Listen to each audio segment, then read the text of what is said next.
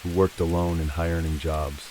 An online search had shown Beverly's face, and that, she said, was as quickly as they decided on who their victim would be. I wasn't going to have any contact with her, because I didn't want to be involved, Crystal said. After Aaron forced her into the trunk, he took a picture of her, which he sent to Crystal, saying it's done. He eventually drove her out to their house and locked her in the bathroom, with Crystal standing guard with a stun gun. Crystal said Aaron started to panic, knowing she would be able to identify him from looking at the names on the prescriptions, and he just decided he had to kill her using duct tape. He wrapped it around her face, and it took her about 5 minutes to die. It goes without saying, but her last hours must have been beyond anything anyone could ever comprehend. Crystal said she initially refused to help him dispose of her body, but he convinced her by saying all she had to do was hold the light. The pair drove to a Walmart to buy a shovel, and then went to bury her. After this, they went to a Waffle House. Aaron Lewis and Crystal Lowry were charged with capital murder and kidnapping. Aaron pleaded not guilty, but Crystal wanted to accept a plea deal. She said she would testify against her ex-husband as well. Her charge was then reduced to a first-degree murder one, which in July 2015 she pleaded guilty to, receiving a 30-year prison sentence. Aaron showed no remorse at the thought of dragging her family through a trial. In fact, he loved the attention from the start. He relished in leading the officers on wild goose chases, telling lies and dropping breadcrumbs, which he would later retract. He was begging reporters to interview him, and truly thought he was the star of his own twisted show. Aaron, did you kill Beverly Carter? No. You did not? No. Who did? I had a co-defendant. I haven't seen her for 2 days. Now they're showing pictures of this. I haven't seen her. I had a co-defendant, Trevor. Who's Trevor? He's Air Force at the military base. And what's your relation to Trevor? He's got texts back and forth to me and him, and then they wanted my phone. Why Beverly? Why Beverly? She was a rich broker. Do you have anything to say to the family? I'm sorry. What else do you want to say to her family? I'm sorry. Why Beverly? Because she was just a woman that worked alone, a rich broker. Did you kill her? No. You said you didn't trust anyone. Why do you have those fears? Because they said at the detective's office that I never requested an attorney, and they forgot to inform Little Rock police officers to lie for them. And the Little Rock officers say that I specifically asked for an attorney. Are you going to get co-counsel? I hope so. 14 hours of interrogation. After hiring and firing a lot of lawyers and 2 months of representing himself, Aaron's new defense team came up with a whole new story. Beverly had willingly gone to meet him for consensual sex, and she had accidentally died at his house. But Crystal was the killer, and not him. The court opened with the prosecution saying unspeakable, terrifying suffering. She died a horrible, terrifying death that no one deserves. Beverly loved her life. The last thing Beverly experienced was unspeakable terror at that man's hands. The jury listened as Aaron's lawyers picked apart Beverly's life in the cruelest ways, trying anything they could to discredit her job, her relationship. Her financial issues and her marriage were all dissected, and they suggested these were all reasons for her to be unfaithful. Aaron's lawyer said, "We've got to look at this truthfully, not from a fantasy." Beverly was making bad decisions at this point in her life. Let's tell the truth about what's going on here. Everybody has a secret life, he said, suggesting that she had been having a midlife crisis, and going to meet with Aaron was part of this. As hurtful as this all was to hear, so many lies being told about someone so loved, her family and friends sat quiet and stoic. Carl took to the stand and defended his wife's name. They had their issues. What couple didn't? But they did have an amazing relationship. His wife was his best friend, and he was hers. Aaron testified in his own defense, and said he had brought Beverly home with the intentions of sleeping together and invited Crystal in as well. He said when he left the house briefly, he came back to find that Crystal had killed her. All he did, he said, was bury her, and the phone recording of Beverly's voice. It was all AI, he claimed. The more the prosecution pulled his story to shreds, the more aggressive and angry he became. His true self was now on show. Good evening. The trial for the man accused of killing Beverly Carter enters the third day, and the jury heard dramatic testimony today from the state's star witness. Jurors have been hearing from defendant Aaron Lewis's estranged wife, Crystal Lowry, who took a plea deal agreeing to testify against Lewis. Well, that's right, and court is actually still ongoing as we speak. Crystal Lowry is certainly doing her part to aid the prosecution today. The state's key witness, Lewis's wife, Crystal Lowry, said everything in Lewis's affidavit was a made-up story testifying Lewis and Lowry plotted to kidnap Carter and hold her for ransom, killing her when she had no money. Now the prosecution has called about 20 witnesses. Crystal testified that the plan had been for Aaron to kidnap Beverly and keep her in an abandoned part of the concrete plant while they made ransom demands. But she said they were unaware of changes at the plant that would make this plan impossible. With Beverly tied up in the back of his car, had to change his plans. Crystal said to him, "Where are you going to take her? Because I don't want her at the house." He didn't have anywhere to take her, and he was driving around, and he said he could get pulled over at any moment, and he needed to get off the road, she added. Aaron drove Beverly to his house, where the couple kept her bound with duct tape in the bathroom. Crystal said she stood in there with Beverly as Aaron went back to the cement plant to get her purse and bank card. But by the time he got there were people around, so he had to abandon this. He drove back, and the couple forced Beverly to record a 12-second ransom message for Carl. This message never got sent to Carl, and he wouldn't hear it until after she was already dead. Despite his vile lies, the case against Aaron was as close to watertight as it could be. But the ever-so-confident prosecution would be faced with a huge blow.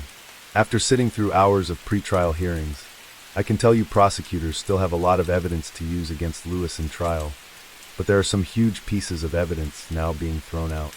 Due to errors in the way the searches of his home and car had been conducted, some of the major findings were not allowed to be admitted into evidence.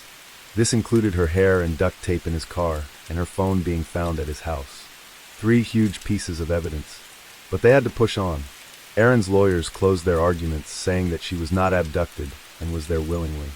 She was not kidnapped, and there's basically no evidence of that. The only honest and true verdict would be not guilty. A lot of what Aaron did was in an attempt to protect Crystal, his lawyer said. If nothing else, he's dedicated to Crystal. After an hour of deliberations, the jury unanimously found Aaron Lewis guilty of capital murder and kidnapping. Well, I was so thankful to be able to take the stand and tell everybody how amazing she was. But it's that, to love and to be resilient and against all odds fight. And if it's not an Aaron Lewis in your life, whatever it is, just fight and fight for your happiness and love the people that you're with. I spoke to the prosecutors right when they left the courtroom as well, and, through this, they got to know their family pretty well. Let's take a listen.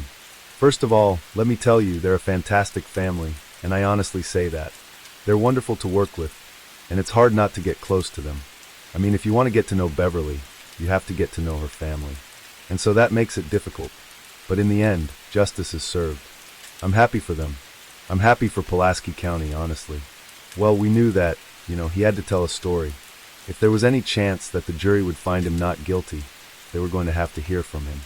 I mean, it certainly was his decision to testify, yes. And that last person that you heard from was defense attorney Bill James. I had questioned him about his strategy of putting Aaron Lewis on the stand today. Now, according to the prosecutor's office, they don't believe Aaron did himself any favors by taking the stand. It was certainly what they called a turning point in the case. Alicia, you were in there at the time, but Bill James says that strategy was sound. It was necessary. He said Aaron Lewis had to get on stand to explain some of the things that he had written in that affidavit. At the request of the family, the prosecutor took the death penalty off the table, and he was sentenced to 2 life terms without any chance of parole. Carl Jr. gave a statement in court and said the way he had heard his mother being spoken about had disgusted and upset everyone. He said the only thing she had done that day was just go to work. Crystal Lowry petitioned to have her 30-year sentence reduced. But in 2020, this was denied. After his conviction, Aaron Lewis continues to be in and out of court and went on trial again in 2021.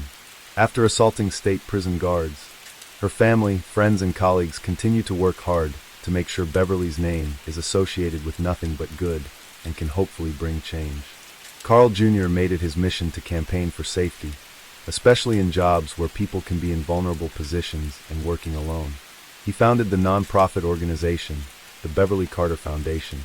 It is dedicated to the safety of real estate professionals and those they serve by providing research, information, consulting, training, and support to every level of the real estate industry.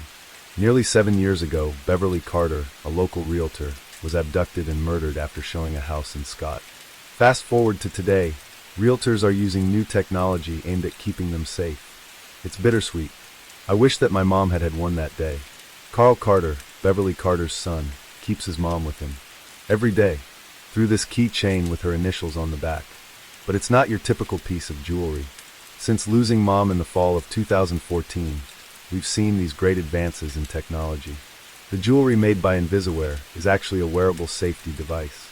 With a double punch of the button, it alerts a list of your emergency contacts, and it shows them exactly where you are located. Invisaware. And of course, working alone.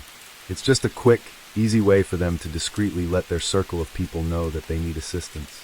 Brittany Conley is a realtor with Remax in North Little Rock. She showed us the same Invisaware device. Instead, this one is a necklace. How many lives could you save out there? A piece of jewelry she never knew she needed until she became a realtor working alone. Especially now in a market that's booming and keeping her busier than ever. Carl believes with this new technology, others like his mom will have a fighting chance if ever faced with a situation like hers. It's so hard losing my mom. But, there is that peace to know that there is good that can come from such a tragedy. Her husband Carl says nights are the hardest. Going to sleep without his wife there. Watching the shows she would have loved. Waking up and remembering all over again that she isn't with him. Carl Jr. said it's a roller coaster, as you can imagine. Weird things give me the deepest feelings of grief I've ever known. But then I'll see a photo of her smile and feel better. In closing, call your mom. Be good to your mom. Call or text her daily. His wife Kim spoke of how sad it is that her grandchildren will grow up without her. Nothing made her happier than teaching them to ride bikes, helping them to tie their shoes, or sneaking them little treats to eat. She said those babies will never know how wonderful she was. We had so many good years left with her. The world is a darker place without her. Story 2. 7th of May, 1998. The second-floor apartment at 251 South 23rd Street, Philadelphia, Pennsylvania. 2 a.m. A call came in to the police. A neighbor had heard something concerning. A woman was screaming from her apartment. Shannon Sheba was screaming for someone to help her. The neighbor ran and banged on the door saying he was going to call 911 immediately. He told the operator he could hear a choking sound. The call was a priority 1 call, the highest classification for someone in need of help. The neighbor then ran downstairs to the couple who lived below Shannon, hoping that with more than one person, they would be able to break down the door and help her. The woman who lived in that apartment said that her fiancé was away working, so Shannon's neighbor went back upstairs to wait for the police to get there.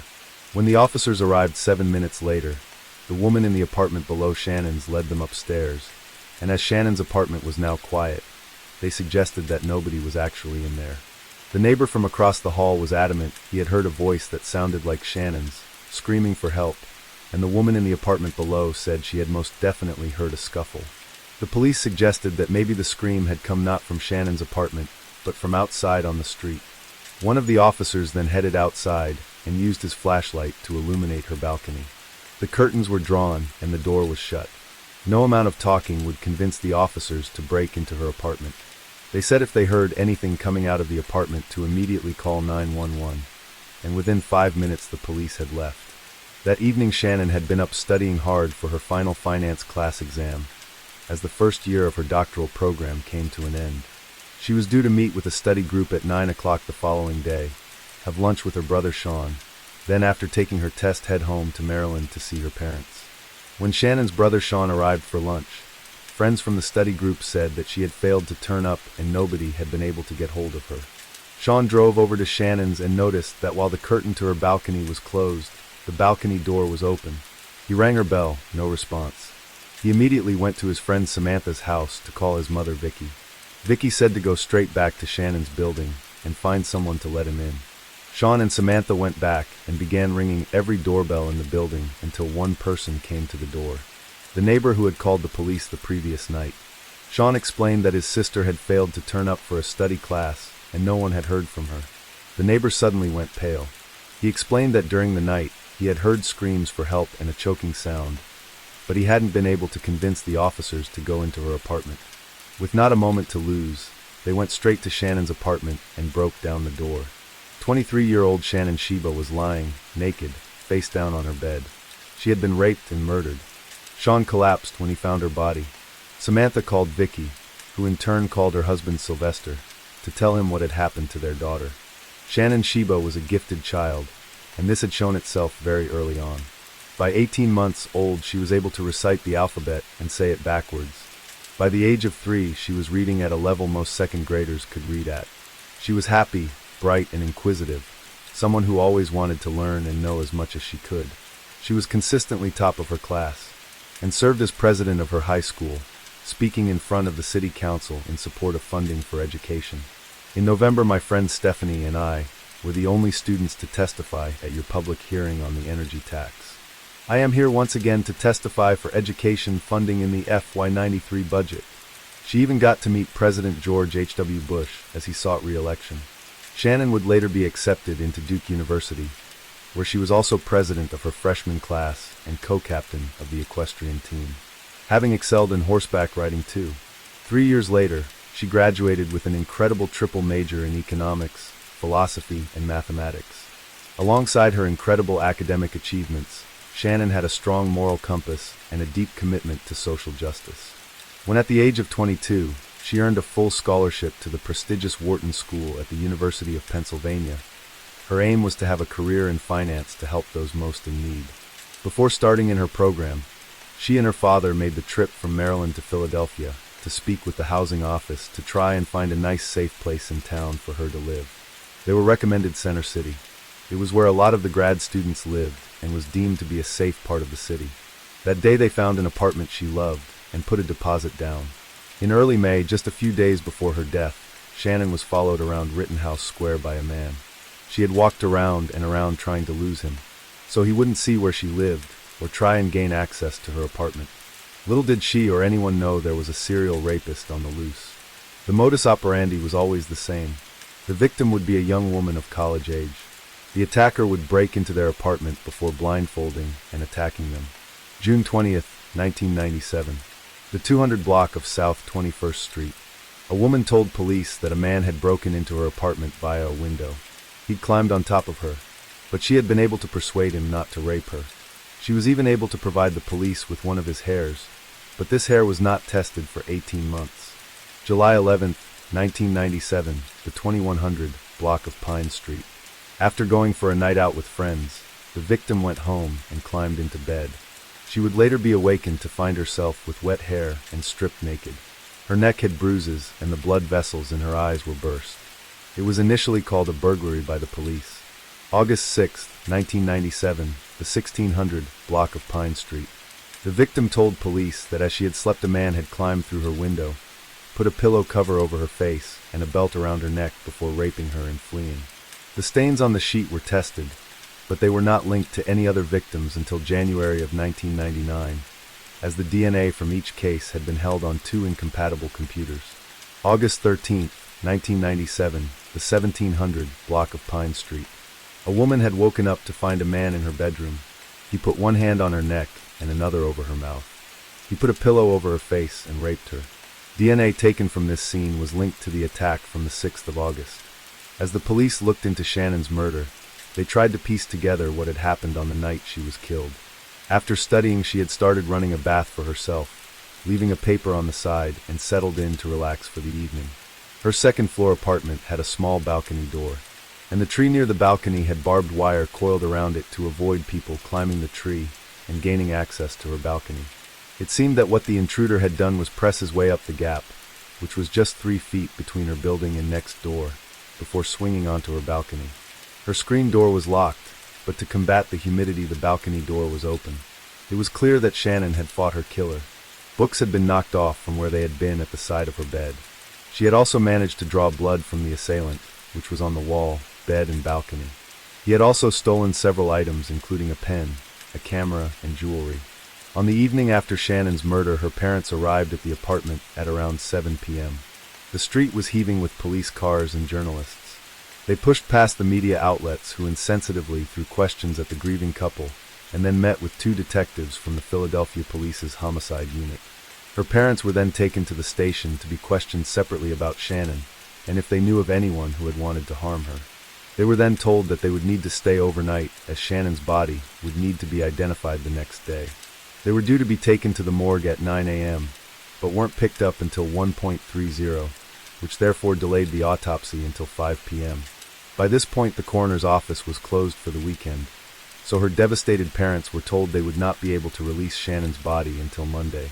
After calls to various officials, they were able to have their daughter's body released to them on Saturday morning, so they could begin preparations for her funeral. As the investigation continued, the Philadelphia police issued flyers to various shops in search of the Canon camera that had been stolen from her apartment on the night she was murdered. Also stolen were hundreds of CDs, a pen, jewelry, and a backpack. A fellow student from Wharton was questioned, but DNA soon ruled them out.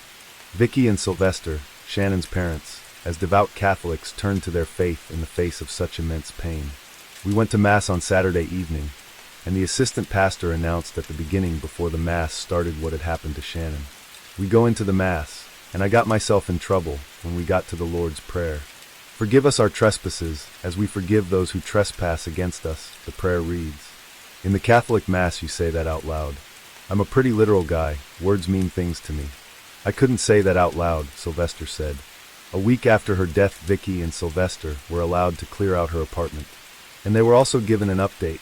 Based on the evidence found at the scene, they said once they caught the man responsible, he would almost certainly be subject to a first-degree murder charge. The police had initially believed that her killer was an ex-suitor, and this had been a so-called crime of passion, but this didn't yield any leads at all. In the autumn, Shannon's case was featured 3 times on America's Most Wanted in the hope that someone would come forward with something. It seemed like her case wasn't really going anywhere. That was until a call was made. But it wasn't made to the police, it was made to the Philadelphia Inquirer. An anonymous source wanted to give them some information about the investigation into Shannon's murder. The person said that the police had blown off 2 similar attacks on women who had been assaulted in their own homes, but not killed. The anonymous source said that had the police picked up on the pattern earlier, maybe they would have been able to stop him before his crimes had escalated to murder. The journalists decided to dig deeper into these claims, and what they found was alarming. It was revealed that there was a culture where victims of rape were ignored and belittled. Detectives had filed away rape cases under a non-criminal classification code, meaning that many went unaddressed. One former detective with the Philadelphia police had referred to the sex crimes unit as the lying bitches unit, and said publicly that women lied about rape about half the time. It was only after 2 years and the series of investigations by the Philadelphia Inquirer that the police admitted this was not just isolated sloppiness, but a serious issue with culture and attitude within the force. Linking the attacks to the one offender alone had taken the police 17 months in spite of the same MO each time, and DNA left at the scene in each instance. DNA was tested in 2 of the cases, but only following the report from the Philadelphia Inquirer. Both of these cases, the journalists learned, had been classified as non-crimes. These investigations by the Philadelphia Inquirer would go on to be nominated for the Pulitzer Prize. 2 of the previous rapes had been filed under the classification 2701. 2701 was a non-criminal category. It was deemed to be trivial and not in need of further action by the police. And as a result of these investigations, every single case filed under 2701 from the last 5 years, due to the statute of limitations, were looked into again. 863 were reclassified as other sexual offenses. 681 were reclassified as rape. Sylvester said that it was his belief that the intention of the killer had not been to murder Shannon, but when he heard the officers knocking at the door, he had strangled her to silence her, and then escaped via the balcony. He added that had the public been warned about the serial sex attacks, she wouldn't have chosen to live there. If the previous rapes had been pieced together and connected to the same person, one can only imagine if the response may have been different. One of the officers who had gone out to her apartment that night would later say that he would have called for the supervisor if he had known the call was about a woman who had been screaming for help. The other officer said that only if he had heard the screams himself would he have forced the door open. It would take the detectives 8 months to link the 5 rapes from the one area. A former police chief would later remark that the department had been god-awful in dealing with sex crimes and reform was long overdue. One of the victims had been able to catch a glimpse of her attacker, and a composite sketch was drawn up, and a reward would also be offered of $40,000. In July of 1999, FBI profilers were brought on board. The profilers believed that this man was very familiar with his surroundings and the wider neighborhood. He was fit and agile and likely had a history of voyeurism. 15 months after Shannon was killed, the man now dubbed the Center City Rapist struck again. He removed 14 screws from a set of bars to gain entry into an apartment on the ground floor and attacked the woman inside. Shannon's family would talk to the parents of the victim and offer their support. One of the officers working on the case had seen an episode of Forensic Files where a serial rapist had been caught using geographic profiling. It had to be worth a shot. He reached out to the profiler who had appeared in the episode, Kim Rosmo, hoping he would be able to help. By foot and by helicopter, Kim had looked at the area in question, and then he put the addresses of the rape victims and Shannon's address into his program, which was able to provide several areas that the rapist was likely to live in. The police went to those areas and put up the composite sketch of the man they were looking for, but then the attacks suddenly stopped. By this time, the police in Philadelphia had come to the realization that these attacks had been committed by one individual. It was the diligence of one nurse conducting a forensic medical exam that had cracked it. He had licked the victim's breast, and the nurse had meticulously swabbed her, which finally picked up his DNA. The rapes would soon start up again, though. More women would be attacked, but hundreds of miles away in a different state. A woman had woken up to a man in her apartment. He had tied her up, covered her eyes, and sexually assaulted her. Within just a few weeks, there would be another attack on the same street. The victim's husband, who was tragically dying from cancer, and their son had gone away camping, and she was home alone. The man stood outside and watched, trying to see if there was a dog or a man in the apartment. While she sat at her computer, she heard a noise that made her stop. He quickly launched his attack. He covered her eyes and forced her into the bedroom. He calmly whispered that if she cooperated, he wouldn't hurt her. She said she remembered thinking that she needed to get through this for her son. He couldn't lose both his parents. After the attack, he ran away, and she was able to call 911. The attacks continued in Fort Collins, but he had started leaving evidence like a hat, DNA, and someone had also seen his car driving away. During one of the attacks, he left fingerprints on the balcony. The fingerprints and descriptions of the attacker were sent to police agencies throughout the United States to see if any other departments had dealt with anything similar or had any further information on file. A police clerk in Philadelphia picked up on this and immediately thought of the Center City rapist. The DNA taken from the rape test kits in Colorado were compared to the blood in Shannon's apartment. It revealed the truth. They had been committed by the same person. They scoured databases to find men who had been in the areas in question at the time of the attacks and murder. 319 men were identified as having made financial transactions in Philadelphia, then in Fort Collins during the times in question. They looked at men between 20 and 30 years old that had been living in that part of Philadelphia to try and narrow the pool, which it did to 83 people. The list was sent to police in Colorado. This was combined with the lists of suspects the police had made there, a list that had more than 800 people on it. But before they could be checked, the rapist struck again, and in September of 2001, the police in Colorado received a letter. Part of it read, "I'm sorry, but I can't let you catch me yet. Not in Colorado. I don't even like it here. I'm not a fan of cold weather. I don't even like going up to Fort Collins anymore. You guys are everywhere, I admit. I want to get caught. I don't like what I do. It keeps me at a distance from people, and I can't talk to anyone. It gets lonely." The letter also contained details that had not been released to the public. These were things that only the assailant, the victim, and the police knew. Frustratingly for the detectives, there were no fingerprints or DNA on the envelope or letter. It was determined that this was a ploy from the offender to throw the track and make them focus on the letter that wasn't going to yield any results. With the DNA showing that the crimes had been committed by one person, and knowing that there was a 5-year statute of limitations on rape under Pennsylvania law, the authorities filed a warrant against the unknown attacker. More than 1,000 tips had come in, one of which was from a woman who said she had dated a man who looked like the person on the sketch. His name was Troy Graves. Another tip came through. A neighbor thought the car used by the rapist was similar to that of her neighbor's. Her neighbor's name was Troy Graves. This was a name also on the suspect list. In Philadelphia, he had worked for a bank near to where the victims of the Center City rapist had lived. Troy had joined the armed forces in 1999 and did basic training at Lackland Air Force Base in Texas, and also attended a missile maintenance school in California. He eventually ended up in Wyoming. A month after he arrived at the Air Force Base, he had been reprimanded after an allegation was made that he had tried to enter the dorm room of a female Air Force captain. On some occasions, he would break into someone's apartment, watch them for 15 minutes, and then leave. Although he was based in Wyoming, he lived in Fort Collins, Colorado, just a couple of miles away from where the women had been attacked. An ex-girlfriend told the police that he had struggled with sleep and would take walks late at night, coming home with scratches and bruises. She was concerned and tried to get him to explain what was going on, but he wouldn't and gave various excuses such as falling over. The officers knew that the man who had killed Shannon had A-positive blood, the same blood type as Troy Graves. Detective Neil Hism had been dispatched to Troy's house on Ash Drive. Nobody was home, so he left a business card. Troy had been married for about a year, and when his wife got home and found the card, she called Detective Hism. She explained that her husband was working on the base, but had a dental appointment at 3 o'clock. She called Troy, who in turn got in contact with the police and agreed to go in to talk to detectives. He left the base to go and pick his wife up before heading to the station, not knowing he was already being followed by officers. Detective Hism asked if he would be willing to be fingerprinted.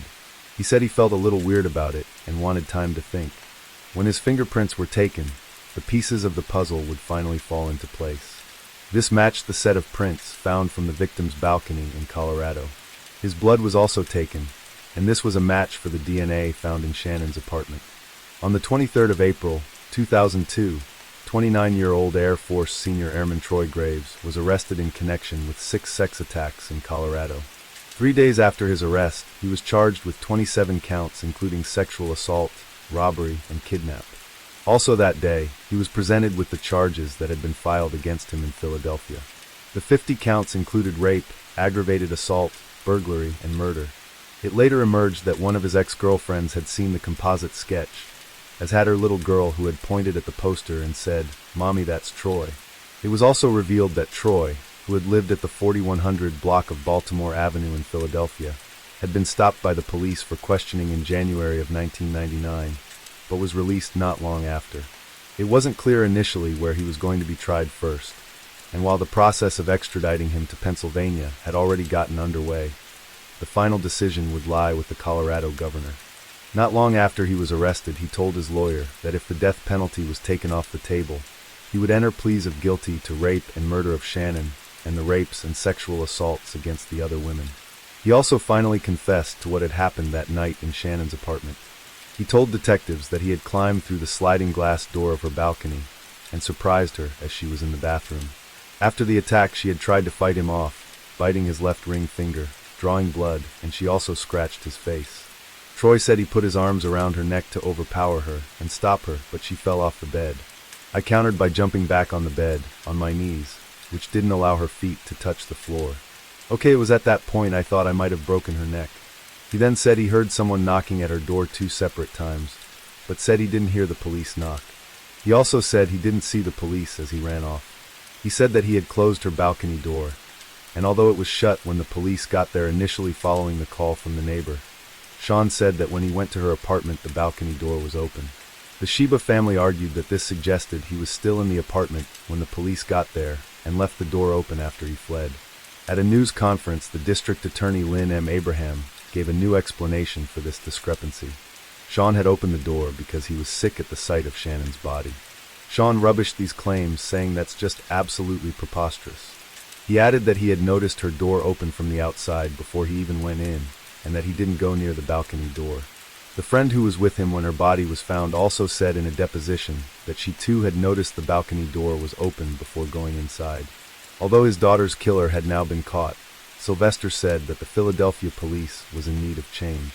That part of the case is closed, but the city of Philadelphia needs to change the way it does its policing, he said.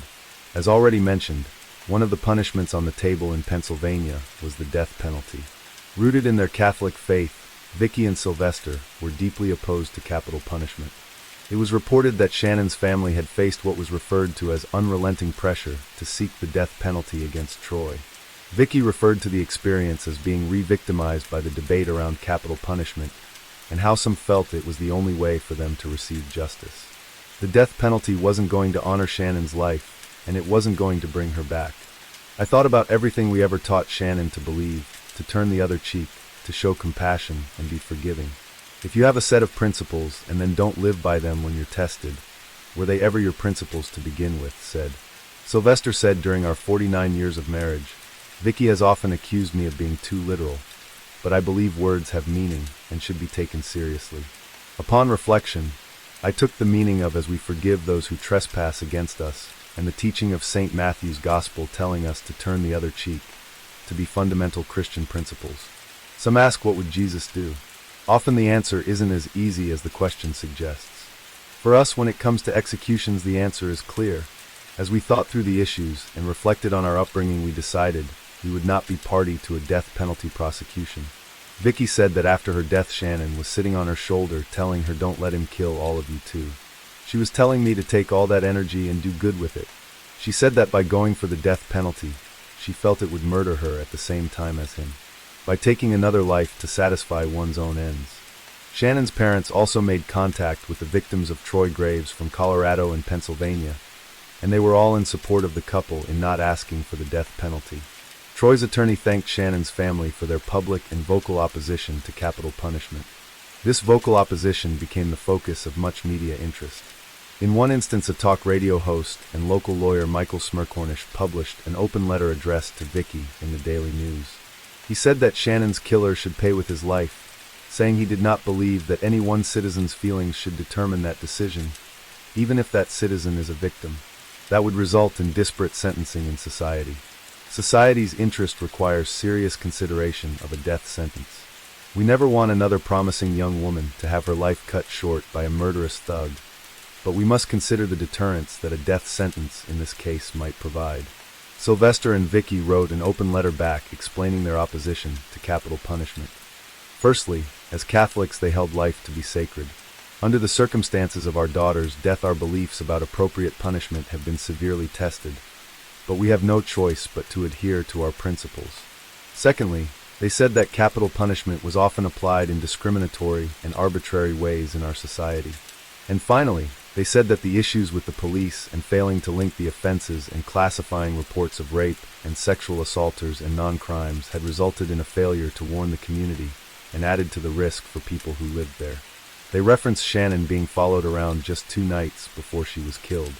Had she known that a serial rapist was working her neighborhood, she would have been far more concerned about this incident than she was. She likely would have called the police, the open letter said. They added that if Smercornish wanted safety for the community, he should have called for accountability from the police regarding their handling of cases linked to the Center City rapist, and for changes in how they deal with sex attacks. Shannon's family also took legal action against the Philadelphia police for negligence. The federal lawsuit said that the police had missed the opportunity to save her or catch Troy Graves when the call from the neighborhood had come in.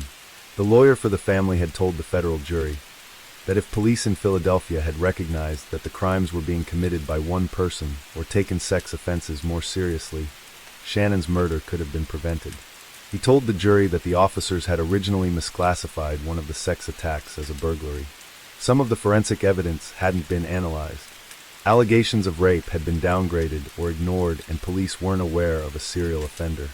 The Chief Deputy City Solicitor Shelley R. Smith said that the police had acted properly and the city was not responsible for Shannon's death. In 2004, it was reported that the city of Philadelphia was not liable for the death of Shannon Sheba, following her family's lawsuit against them. Sylvester was deeply critical of the police department in Philadelphia.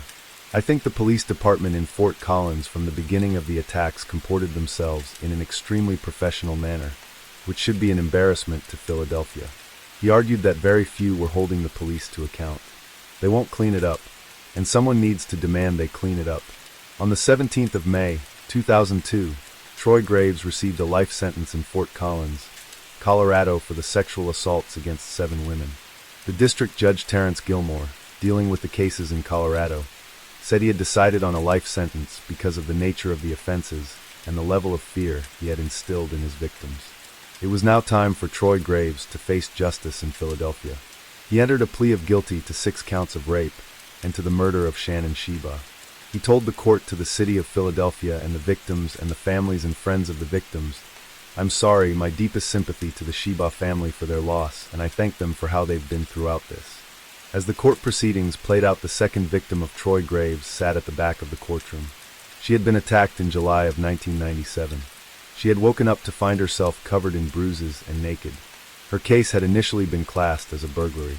As the details of her case were read out, she broke down in tears. She said after the hearing, "I'm glad it's over."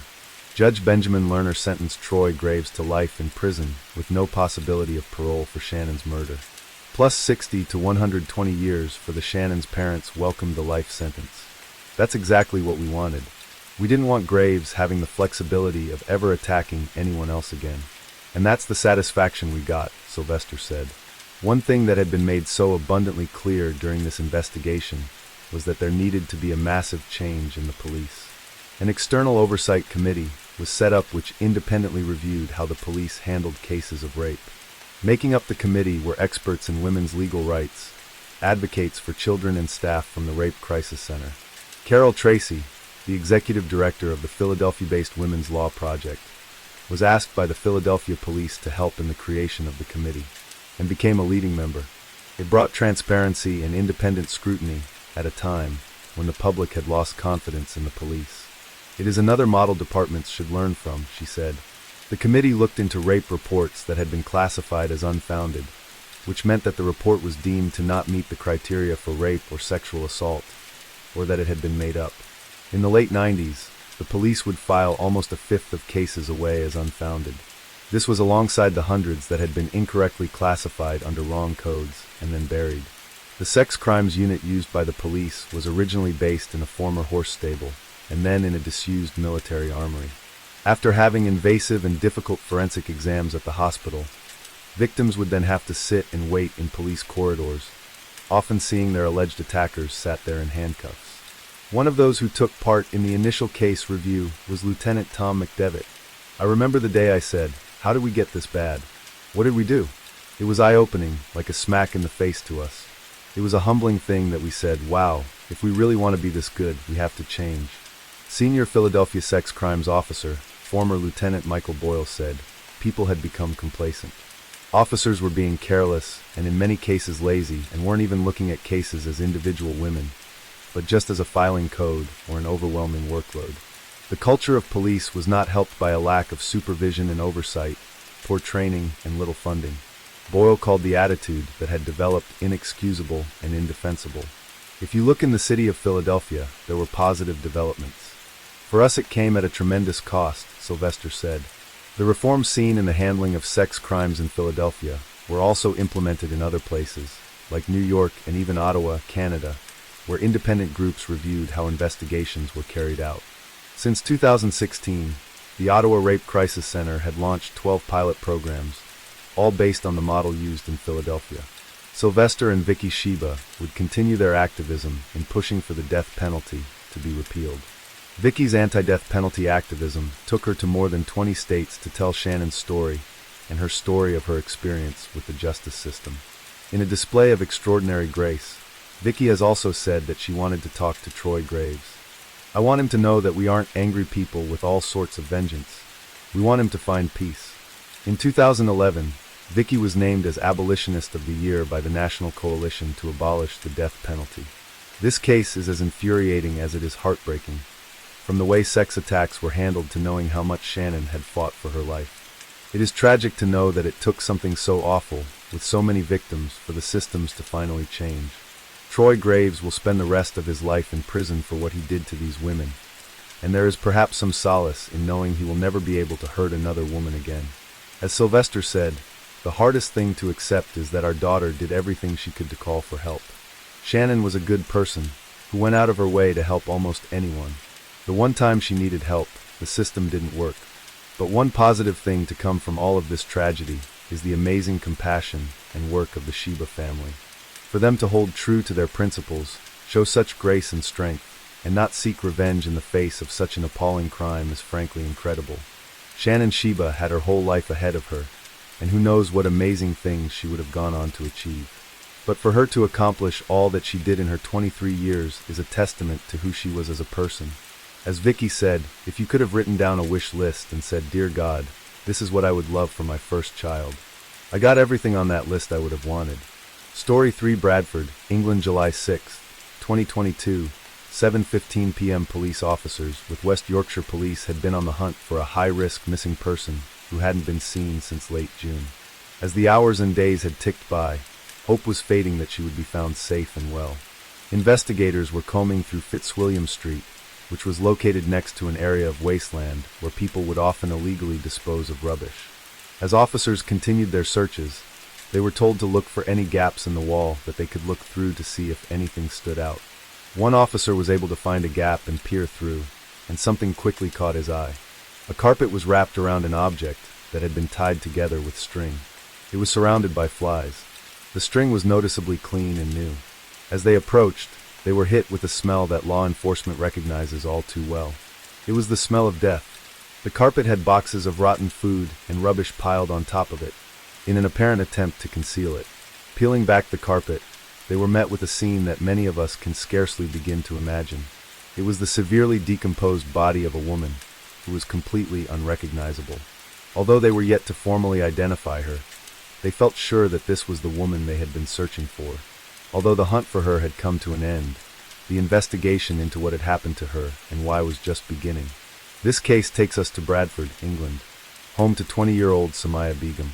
Samaya was a bright, hard-working young woman who was a biomedical science student at Leeds Beckett University. She also worked part-time as a carer for the elderly and disabled. It was a job she loved.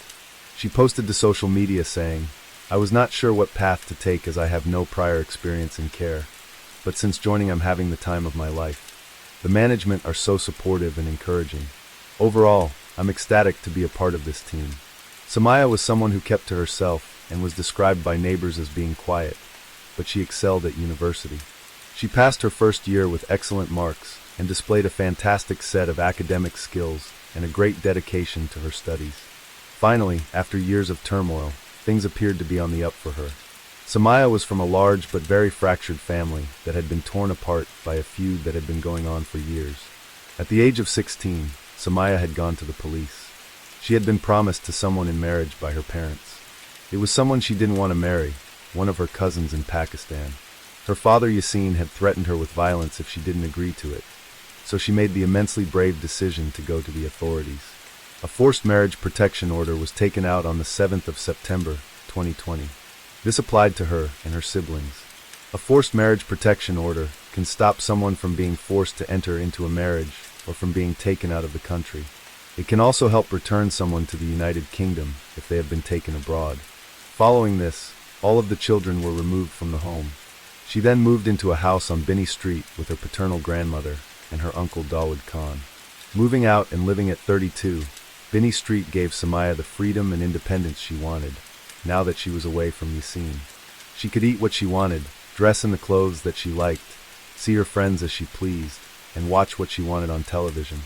One of her relatives would later say that she had actually been homeschooled for several years and forbidden from going to university.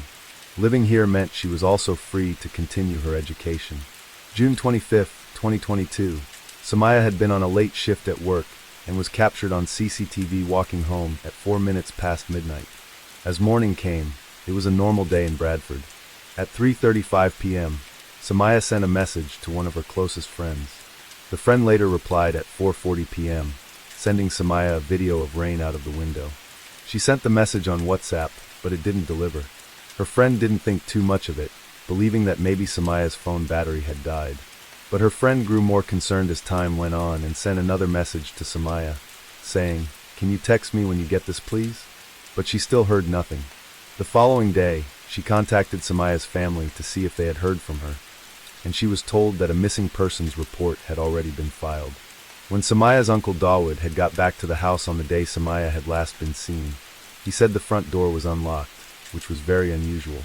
Upon entering the property, he found Samaya's uncle and his brother, Muhammad Taraz Khan, in the house at 6:30 p.m. He asked him what he was doing there, as Muhammad was not actually allowed to be at the house, as he was abusive and violent. Muhammad had a long criminal record and several convictions. He had been convicted on June 23, 2016 of battery against his own daughter, after he had used a knife to threaten her, saying he would chop her up as he had found out that she had been contacting boys. A restraining order had also been taken out in 2016 to prevent Muhammad from having any contact with his mother or going to her house, 32 Binney Street. The hours ticked by, but there was nothing from Samaya. This was very unusual for her. Whenever she went out, she would always be sure to tell Dawood and her grandmother where she was going, and for how long she would be gone. Dawood began calling her and left her a message, as did her aunt, but there was still no response from her. As the panic really started to set in, Dawood again tried contacting his niece. At 11 minutes past midnight, her aunt also called her again, but still could not get a response. The calls to Samaya's phone carried on throughout the morning and afternoon. At 1:15 p.m., Dawood reported her as missing to the police. West Yorkshire police attempted to make contact with her and called her phone several times, but just like everyone else, they too got no response, and their calls went straight to voicemail. They also attempted to contact her uncle Muhammad, who had been at the house that day, but he too was not responding. Also that day, officers were out on patrol, and at 5:44 p.m. the message came through that there was a high-risk missing person that they needed to begin looking for. They were asked to go to a shipping container at 1A Cartergate Works, where 53-year-old Muhammad had lived since November 2021. As they arrived at his address, he was hanging his washing out and waved at them as they drove past. The unit he lived in was small and compact, 30 feet long and 9 feet wide, with another unit stacked on top of it. Parked outside was his Mitsubishi space wagon. The officers asked him why he had failed to respond to numerous calls the police had made to him. He said he had just been busy. He also said that he had been to Binney Street the day before to give his mother some fruit, arriving at the house at around 2 p.m. The door was locked, so he had called Samaya to get her to unlock and open the door for him. He said that Samaya was not in the living room when he left, and that he didn't see her. As the search for Samaya continued, the police began tracing the movements of her uncle Muhammad, and after trawling through the surveillance footage, Muhammad was seen on CCTV at 1:52 p.m.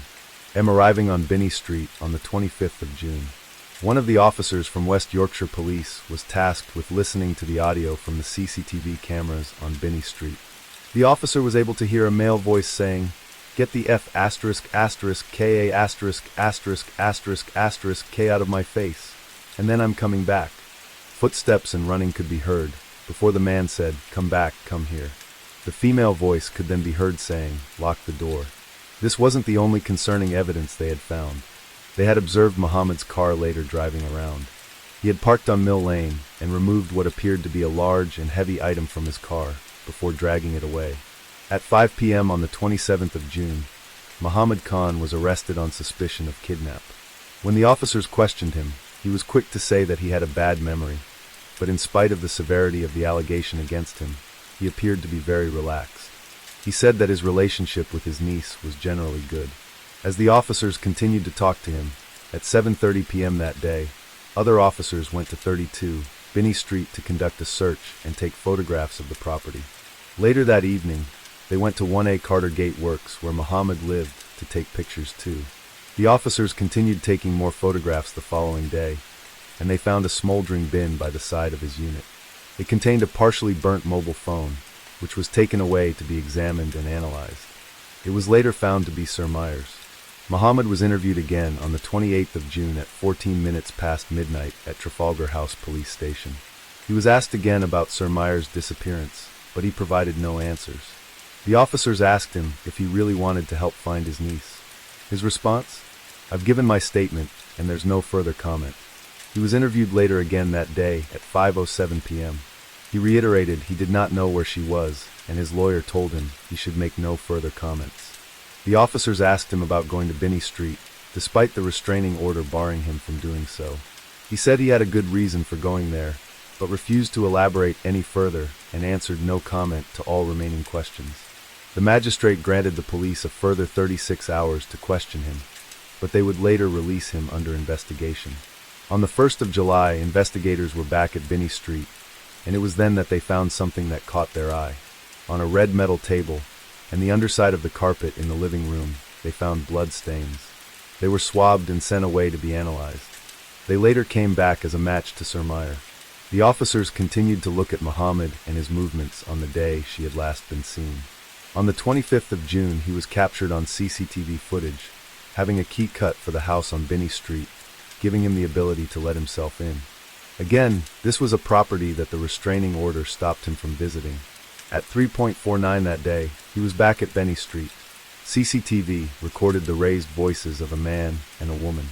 It was also around this time that there was no more activity on Sir Meyer's phone. Phone data showed that he had made internet searches to look for big rubble sacks. CCTV footage from the shipping container where he lived showed him reversing his Mitsubishi space wagon towards a container and locking it. The angle of the door blocked whatever it was he was doing from the view of the camera, but he was also wearing gloves.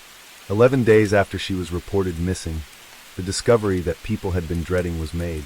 Surmire's body was found, tied up in a carpet and dumped on waste ground, left to decompose in the summer heat. A post-mortem was carried out. It was discovered that a 4-inch metal spike was lodged in her back. Her lung had been punctured as a result. The pathologist said that this was not, in and of itself, an immediate life-threatening injury if one were to seek medical assistance. But if someone failed to seek medical attention, it could be fatal, mainly due to the risk of infection. The pathologist said she was satisfied that there was evidence of trauma, including potential assault prior to death, and that there was nothing evident in the post-mortem examination that suggested natural disease or natural illness. The Home Office pathologist was not able to determine exactly what Surmire's cause of death was due to the level of decomposition, especially around her head and neck. But the police said she had been subjected to a vicious and sustained attack. The news was devastating and many people were affected. The head of her course at Leeds Beckett University paid tribute to her, saying she was a dedicated student who was well liked by her peers and tutors. On the 6th of July, at 9:10 p.m., officers arrived at Muhammad's address and he was rearrested, this time on suspicion of murder. It was now his 6th time being interviewed by the police, beginning at 4:41 p.m. On the 7th of July, he was told that the previous day the police had found the badly decomposing body of a woman, and although they were yet to identify her, they strongly believed it was Surmire they had found. He said he had no clue what they were talking about, and when asked if he was the one responsible for her death, he replied, "Definitely not." He was asked about his movements on the day she had last been seen, and said he had just been driving around with nowhere to go in mind, as he simply enjoyed driving. The officers asked if he had been driving around to try and find a place to dispose of Surmire's body. This was something he denied. Why had he parked so close to where her body would ultimately be found? He said it was a free country, and he could park there if he wanted to, saying it bore no relevance that she would later be discovered there. Why had her phone also been found burning in a bin next to his unit? That could just be a coincidence, he said. He said he was really upset at the thought of a family member being treated in this way, explaining that he wasn't violent, and he believed most people would describe him as a fantastic person. They questioned him as to why he had had a key cut to the property, and he told them it was because his mother had just had a heart attack, and it was not so he could go back to the house to remove Surmire's body. His 7th and final interview was conducted at 1:04 p.m. on the 8th of July. The officers played him the CCTV footage, and once again he had no comment to make. He was asked about the CCTV footage that showed him removing something heavy from his car. He said it was just rubbish. "All I know is this is a rubbish tip, so I thought it would be a good place to tip some rubbish," he said. He was quizzed about the metal spike that had been found lodged in Surmire's body, but he said he didn't know what it was. He told the police he thought they were obsessed with trying to put the blame on somebody to make it look like they had been doing their job, adding that he felt he was being forced to take the blame for something that he hadn't done. His protestations of innocence made no difference. He was charged with murder and remanded in custody. He would later appear in Crown Court on September 20th via a video link from HMP Leeds to enter his plea. When asked what his plea was, he replied, "Not guilty, ma'am." He denied the charge of murder, but he did admit to perverting the course of justice and disposing of her body, as well as trying to destroy her phone. At Bradford Crown Court, Mohammed Tarawars Khan went on trial, with Mr. Justice Gainham presiding. Prosecutor Jason Pitta said Surmire had met a traumatic death following a violent attack at her home. He said that her body was dumped and left to rot and decompose on wasteland like rubbish, such that she was not recognizable. His previous statements that he knew nothing about her death would later change in court. Mohammed's lawyer said that his client had been summoned to Binney Street to dispose of her body, adding, he knew nothing about the death until after Surmire had been killed. Mohammed did not give evidence during the trial, and the prosecution said, "We say the proper inference to that is because he simply cannot answer, because he is guilty." In terms of what Mohammed's motive could have been, it was put forward that this was so-called honor-based killing, rooted in the fact that Surmire had allegedly brought shame upon the family by refusing the marriage in Pakistan. Mohammed's lawyer said that his client would have no motive to kill Surmire, and said that his brother, Surmire's father Yasin, would have a motive. Sir Meyer's aunt said that Yasin had been humiliated and incandescent with rage after Sir Meyer had reported him to the police over the forced marriage. But Yasin would not be there for the trial to hear any of this, as on the 8th of January, he had gone to Pakistan on a one-way ticket after entering into an Islamic divorce with his wife. Muhammad's lawyer said, Yasin was completely controlling and cruel to his daughter Sir Meyer. Her life must have been a living hell, a hell that was created by her father. But the prosecution were fighting back, arguing that Muhammad was not only responsible for disposing of her body, which he now admitted to, they were putting forward their evidence that he had killed her.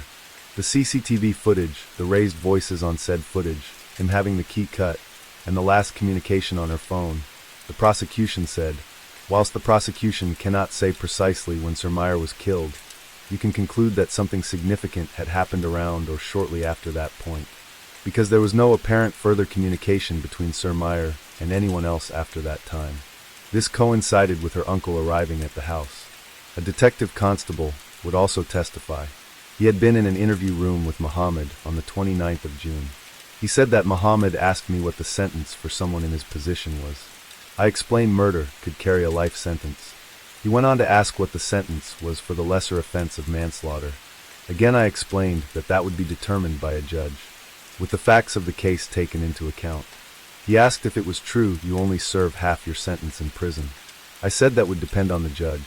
The prosecutor said, these are sophisticated questions for someone who is innocent. They are not questions of an innocent man. They are questions knowing what he had done.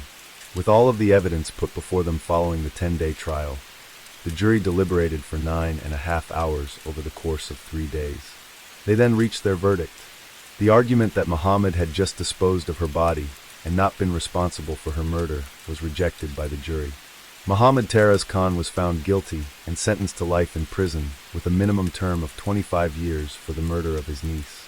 He was also sentenced to 5 years in prison for perverting the course of justice, which he is to serve concurrently. Cries could be heard from the public gallery as the verdict was read out. He was caught on camera trying to cover up his crime. Muhammad Taraz Khan seen at a shipping container in Bradford, where he'd stored the body of his niece, Sumaya, overnight. It's here he'd transfer it to his car before driving to a location where he'd dump her. The 20-year-old student, described as vibrant and bright, left beside rubbish. Mr. Justice Gainham said it is not possible to identify a motive for this dreadful attack by you. It is pure speculation to consider whether this murder was part of some appalling family agreement. All that matters for present purposes is that the jury have found you guilty of the heinous crime of murder. When considering the aggravating factors in the case, the judge referred to the unlawful, disrespectful disposal of Sumaya's body as one of the most serious aspects, saying you showed absolutely no respect for the dead body of your niece. When Muhammad was sentenced, the judge told him he was going to be an old man by the time he could apply for parole. Muhammad Taraz Khan will be 78 years old when he can apply for parole. For the officers who had investigated, this finally brought some closure to this appalling case.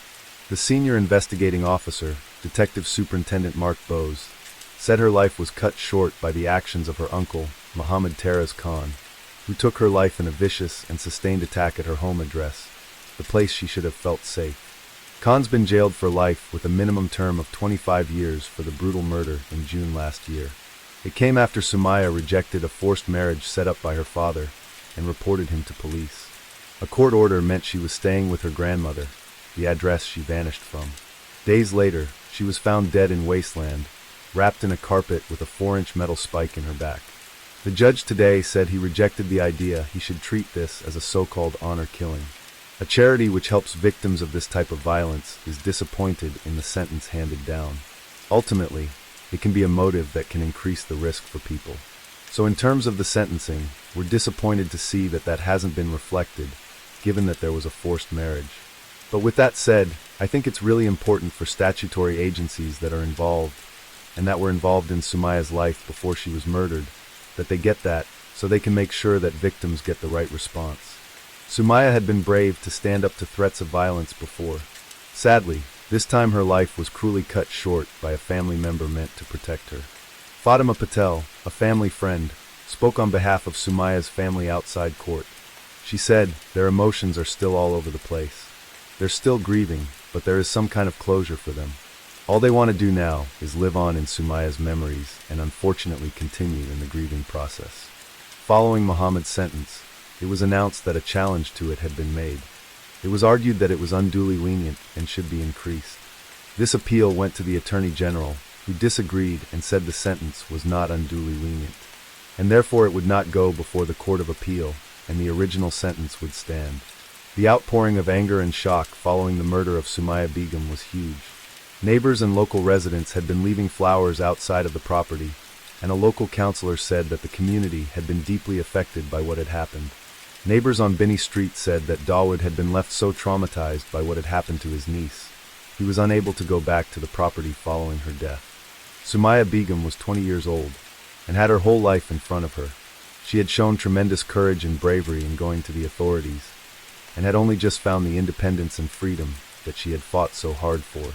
Afra Qasim, the CEO and founder of Savera UK, another charity working to end so-called honor-based abuse and violence, explained so eloquently why in the wake of Sumaya's death, this vital work must continue.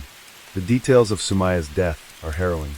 Sumaya was a bright, brave woman who had the right to live freely without fear. Today we remember her as the smart, courageous student she was while renewing our pledge to end honor-based abuse and harmful practices. We must be clear that honor-based abuse and harmful practices are not a part of culture or any religion, but violations of human rights. Culture is something beautiful to be celebrated, and is not an excuse for abuse. Our thoughts go out to those affected by Sumaya's death, including her courageous family members who gave evidence during the trial. In her memory, and in the memory of everyone lost to honor-based abuse, we will continue vital work to safeguard and advocate for those at risk, and campaign to end honor-based abuse and harmful practices for good. Story 4. Now we're in the small and sleepy village of Metamora, Ohio, home to 20-year-old Sierra Jargon, a student at the University of Toledo Junior College of Business. Sierra's family said she was hard to miss, always very loud, full of energy, and loved to perform and entertain. She was the firstborn, and was followed by 2 brothers and 2 sisters, and was especially close to her mother Sheila. Her mother said there was never a dull or quiet moment, and she was happy to make herself the butt of the joke to make everyone smile. She didn't ever take things too seriously, and friends joked that even as a teenager, she would do things like dance around the school in their cheerleading uniform, even though she wasn't on the team, just to get a laugh. And it was in high school, aged just 13, where she met Josh Kalasinski. It was a case of young love and first love, but flash forward 7 years later, they were still together, stronger than ever. And we're now talking about marriage after college. They shared the same love of sports, the outdoors, and loved traveling together. Josh joked that he didn't win many arguments. Sierra had a very strong personality, was fiercely independent and confident, and if she wanted to do something, it was pointless telling her no. Her Aunt Tara said she had a way of making everybody feel comfortable. Even a person who's an introvert and shy, she'd bring that person out. You could take her anywhere, and know she was going to make a friend. July 19, 2016, 6:30 p.m. With all the winding country roads and lovely views, Metamora was the perfect place for Sierra and Josh to go on long walks and bike rides. Sheila had wanted her daughter to stay in that day and talk about plans for after college, but Sierra had just got a new purple bike, and with the lovely summer weather like this, she didn't want to sit inside. Sierra and Josh spent the afternoon together at his house, but it was now time for Sierra to head back. Josh took his motorcycle, and Sierra was on her new bike. Josh filmed 2 videos of them, and uploaded both to Snapchat at 6:43 p.m. It was about a 7-mile ride back to her mother's, and with just a couple of miles to go, Sierra told Josh he could turn around and head back. She could do the last bit by herself just fine. It was a gorgeous, warm evening, and still really light outside. Josh carried on alongside her for a few more minutes, but the ever-independent Sierra kept saying he should turn back and not worry about her. He finally agreed. They kissed and hugged goodbye, and Josh told her to text him when she got back. He stood and watched as she pedaled off into the distance along the cornfields, but the peace and calm would soon be shattered. Josh at home and waiting for the message started to get nervous as his phone remained silent. A few hours passed and he eventually called Sheila, but she was out at the time and assumed her daughter was either still with him or already at home. As the temperature dropped and the sun started to set, a wave of panic washed over everybody as they realized that all this time they had completely crossed wires. Sierra's phone was now going straight to voicemail. She had been wearing shorts, a neon-colored tank top, and her Fitbit, and her bike was a distinctive bright color too. The problem was it was now really dark, and there were miles and miles of cornfields along the route she had been going down. A daunting search lay ahead. If she was lying somewhere in a field, potentially hurt or having been in an accident, would they even be able to spot her? After an hour of driving around and calling her name, it was time for the police to get involved. They needed helicopters and dogs for this kind of area. At 11 p.m., a missing persons report was filed, and by 3 a.m. everybody was out looking for her, shining their torches around vast, dark fields where everything looked the same for as far as the eye could see was seeming really hopeless. But then suddenly they saw the light bounce back at them. Something was reflecting. It was Sierra's bike. On the ground nearby they found some odd items, none of which were Sierra's. 2 pairs of sunglasses, a screwdriver, and a small fuse box. They also saw some tracks that looked to have come from a motorcycle. There were broken corn stalks, and some of the stalks had blood on them. There had clearly been a struggle, and it looked as though Sierra had been forced off the road. It was less than 500 feet from her home. They taped off everything coming in and out, and the FBI were called in too. One of the agents said, "It made the hair on the back of my neck stand up. You just had this eerie feeling that you knew that this was an abduction site."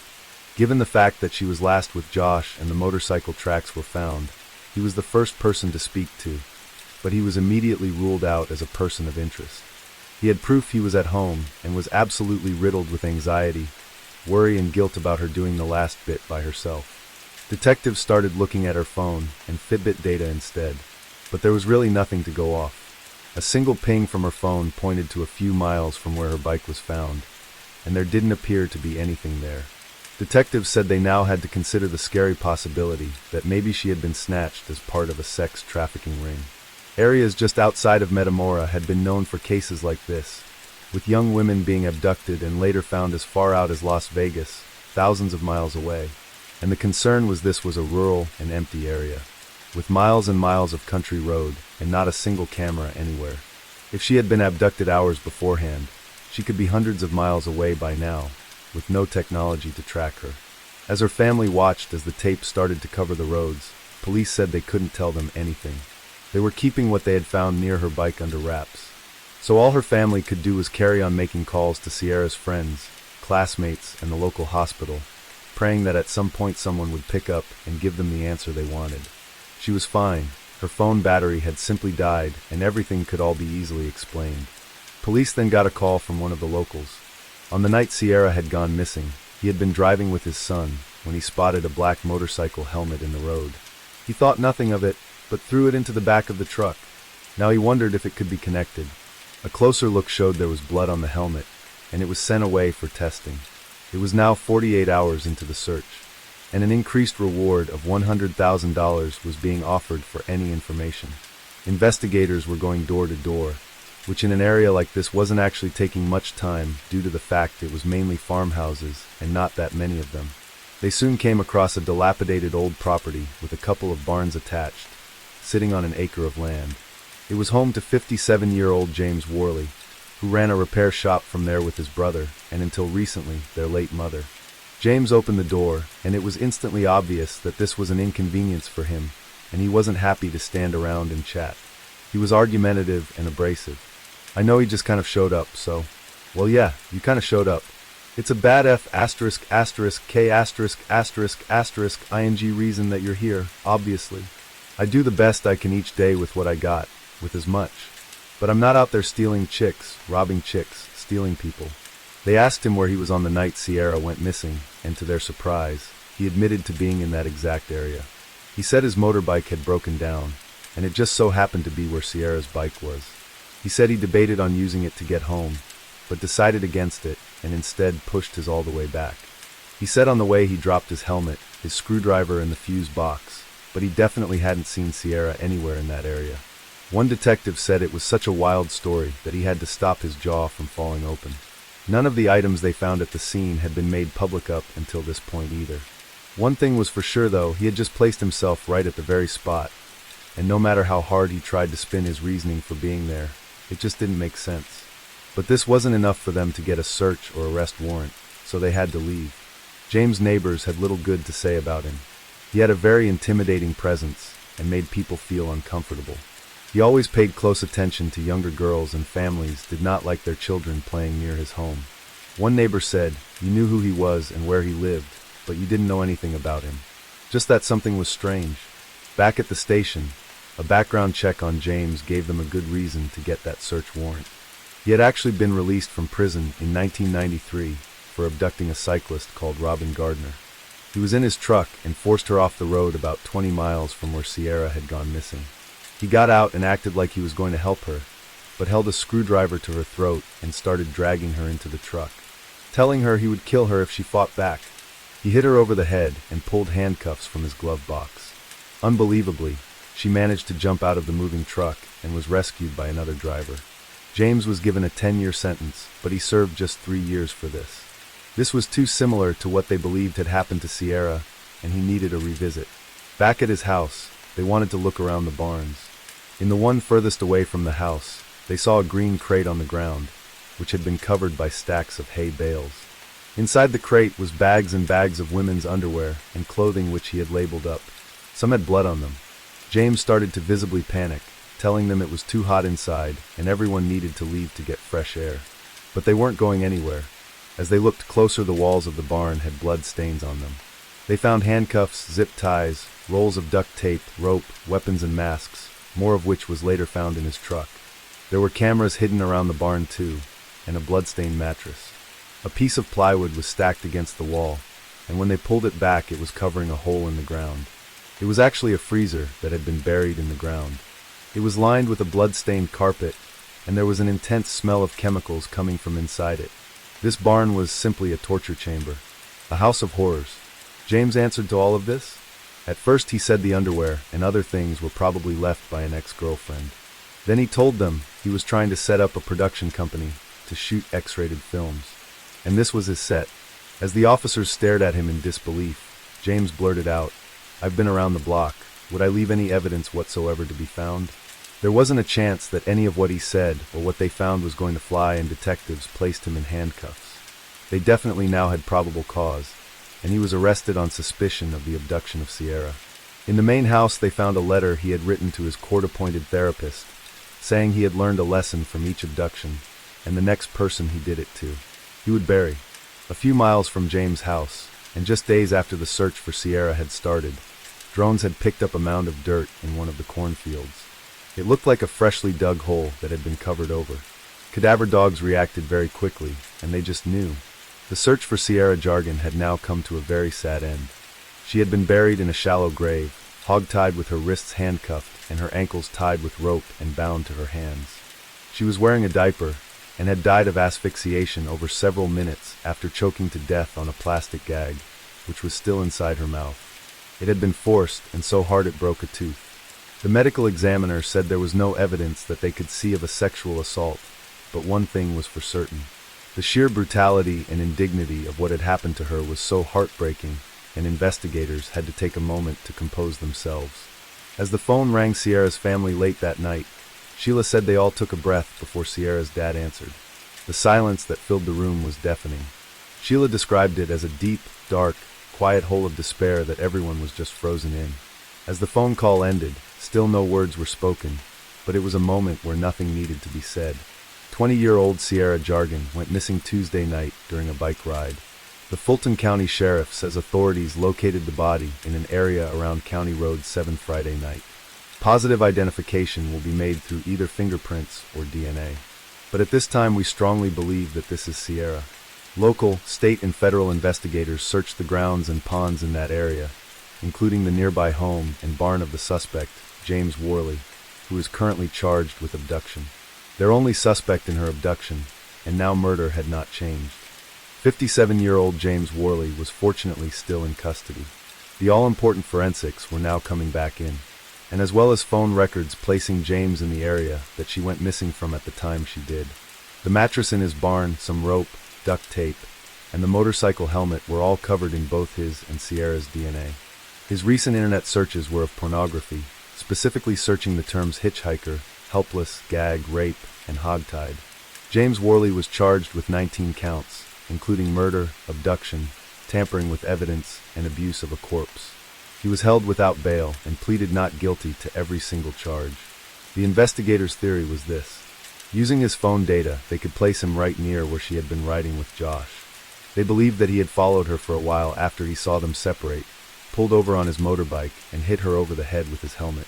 He dragged her into the cornfield, possibly threatening her with the screwdriver, the same as he had done with Robin, then tied her up. He then called his brother to get a lift back to the house to get his van, telling him there was something wrong with his bike. He then drove back in his van alone and took her back to the barn. What happened next is not really known, but we can all agree it does not bear thinking about. Right off the bat, the prosecution and her family were seeking the death penalty, and the amount of evidence they had against him was undoubtedly going to make for a very painful but very strong trial. His lawyers were trying to prove that someone else had been there, as there was some unknown DNA under Sierra's fingernails. And they said if someone else was involved, you couldn't say with certainty whether James was the killer or the accomplice. But this DNA could have come from literally anything, and the DNA found inside his barn was all the defense was focused on. His barn and what he did to Robin all those years ago told them everything they needed to know. They called numerous people to the stand, including Sheila, Josh, and Robin, who had survived James' attack back in 1990, while James' team called only 2 people. Get in the truck, or I'm going to kill you. The harrowing testimony of Robin Gardner, a woman abducted by James Worley in 1990. Gardner didn't want her face shown, but recounted the details of July 4th, 1990. Didn't fight, but I struggled to get away and begged to get away. Members of the Fulton County Sheriff's Office, along with investigators from the Bureau of Criminal Investigation, testified to finding a cornfield Sierra was abducted from showing the jury bloodstained evidence they collected like Sierra's sock and bike, and images of how Sierra was found in that grave brought a BCI investigator to tears. She's got a straw in her hair. You got a brassiere, like the latest color brassiere. But while these items, along with a long list of pornographic movies found on Worley's computer, were entered into evidence, the defense painted a different picture of the defendant. Worley's longtime friend testified Worley was interested in starting up a porn studio to generate money. So he was going to run it as an LLC. Something there. Something like that. Run it as a business, not as a hub. Yeah. His lawyers described him as a very damaged man with many mental health issues, and implied at one point he had even had an incestuous relationship with his mother before her death. While the prosecution agreed, he was undoubtedly a very sick individual. They said there was no evidence for the story about his mother being true. James' own sister testified and said that he was a suspect in at least 3 murders and missing persons cases too, although nothing was ever proven in these. One was the case of 14-year-old Lori and Hill from the 80s, which had sadly since gone cold, and Claudia Tinsley, who James admitted to being in a car with the very night she went missing. After 6 hours of back and forth, the jury reached their verdict. We, the jury, unanimously agree the aggravating circumstances committed by the defendant outweigh the mitigating factors beyond a reasonable doubt, and hereby unanimously find the defendant should be sentenced to death. I now need to pull the jurors. James Worley was found guilty of murder and a total of 17 of the 19 charges. They recommended the death penalty, but his lawyers were hoping for life in prison. They called a criminal psychologist who suggested the attack was motivated by sexual sadism connected with a fetish disorder, and diagnosed him with sexual paraphilia disorder. During his sentencing, James went on a 40-minute long rant claiming he wasn't her killer and that he'd been framed. At one point, he even said, "Don't ask me why she wasn't raped. She was a beautiful girl, but she wasn't, and I'm glad." Her poor family could listen to no more and left the courtroom. The aggravated murder of Sierra Jogwin outweighs any and all mitigating factors beyond a reasonable doubt. The court therefore accepts the recommendation of the jury. The court orders that James D. Worley is hereby sentenced to death for the aggravated murder of Sierra Jogwin. The court orders that the execution date of James D. Worley be set for June 3, 2019 to be carried out by the appropriate authorities. The court typically concludes this case by having a few comments. I have been told by my brother in these cases that is inappropriate here. Suffice it to say, Mr. Worley, I think you would have been well advised to listen to your attorneys before you made your statement. I thought your attorneys did an excellent job in handling your defense. And one further comment, Mr. Worley. If I bought there was a snowball's chance in hell that you were innocent, you'd be looking at life. Court's in recess. The judge agreed with the jury's decision. James Worley was sentenced to death, and his execution date was set for 2019, but because he quickly appealed, this was pushed back. His appeal was of course denied, and he is now scheduled to be executed on May 20th, 2025. Alright, this is going to not be easy, but I'll get through it. So needless to say, this has been a long 4 weeks. Having to sit through the detailed testimony piles of evidence and the learning of what this killer and past violent offender, which is really important to us, a past violent offender, did to our beautiful Sierra was gut-wrenching.